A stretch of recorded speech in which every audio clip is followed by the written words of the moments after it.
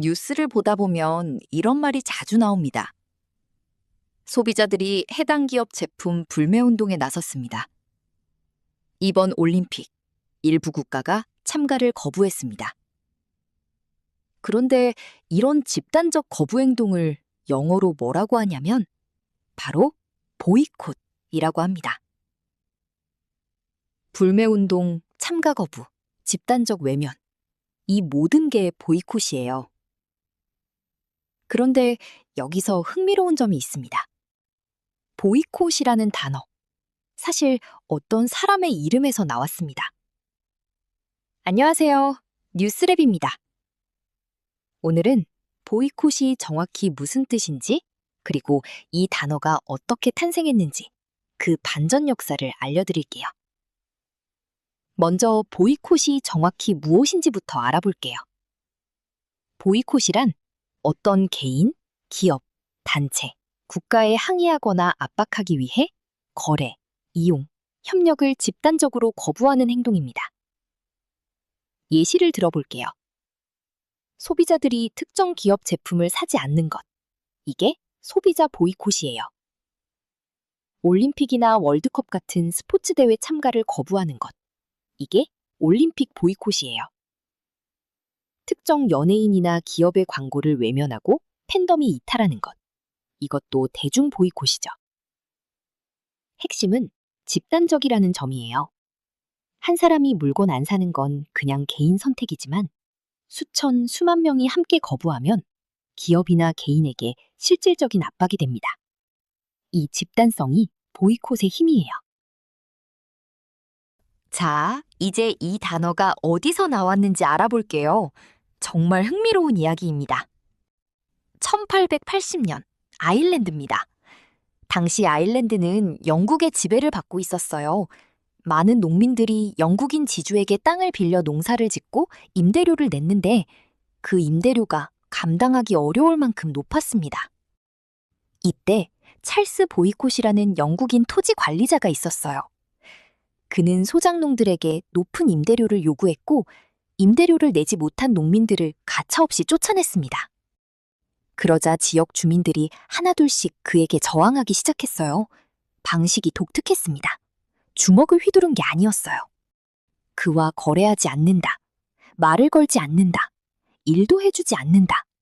아무도 그의 밭을 갈아주지 않고 아무도 그에게 물건을 팔지 않고 아무도 그와 대화하지 않았어요. 사회적으로 완전히 고립시킨 거죠. 결국 찰스 보이콧은 버티지 못하고 아일랜드를 떠나야 했습니다. 이 사건이 1880년 영국 언론에 크게 보도됩니다. 기자들이 이 독특한 집단 배척 행동을 어떻게 표현할지 고민했어요. 마땅한 단어가 없었거든요. 그래서 이 행동을 당한 사람의 이름을 그대로 가져다 썼습니다. 사람들이 보이콧을 보이콧했다. 찰스 보이콧이라는 사람의 성이 그대로 동사가 된 거예요. 이후 이 단어는 빠르게 영어권 전체로 퍼졌고 오늘날에는 한국어를 포함한 전 세계 거의 모든 언어에서 쓰이는 단어가 됐습니다. 역사적으로 사람 이름이 일반 명사나 동사가 된 경우가 몇 가지 있어요. 예를 들어 샌드위치 백작 이름에서 나온 샌드위치, 실비아 플라스의 알라이아스에서 나온 단어들처럼요. 그런데 보이콧은 조금 특별합니다. 피해자의 이름이 아니라 가해자가 당한 행동의 이름이 된 거니까요. 그렇다면 보이콧이 실제로 역사를 바꾼 사례도 있을까요? 있습니다. 아주 강력하게요. 1955년 미국 엘라베마주 몽고메리. 흑인 여성 로자 파크스가 버스에서 백인에게 자리를 양보하라는 명령을 거부했다가 체포됐습니다. 이에 분노한 흑인 시민들이 무려 381일 동안 버스를 타지 않는 집단 거부를 했어요. 이게 바로 몽고메리 버스 보이콧입니다. 이 사건은 미국 민권운동의 결정적 전환점이 됐고 결국 버스 내 인종분리 정책이 위헌 판결을 받았습니다. 1980년 모스크바 올림픽. 소련의 아프가니스탄 침공에 항의해 미국을 포함한 65개국이 참가를 거부했습니다. 4년 뒤 1984년 LA 올림픽엔 소련이 보복 보이콧을 했죠. 냉전 시대의 팽팽한 긴장이 올림픽 무대에서 펼쳐진 겁니다. 오늘 내용을 딱 한 줄로 정리할게요. 보이콧. 이 단어는 1880년 아일랜드에서 소작농들에게 가혹하게 굴었던 토지 관리자 찰스 보이콧의 이름에서 태어났습니다.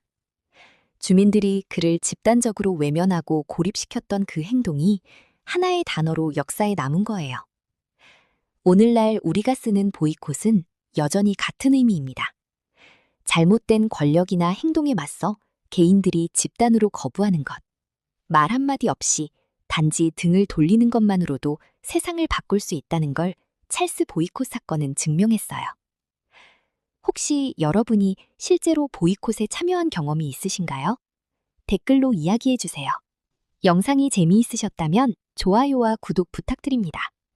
이렇게 우리가 매일 쓰는 단어 속에 숨겨진 역사 이야기 앞으로도 계속 가져올게요. 다음 영상에서 만나요.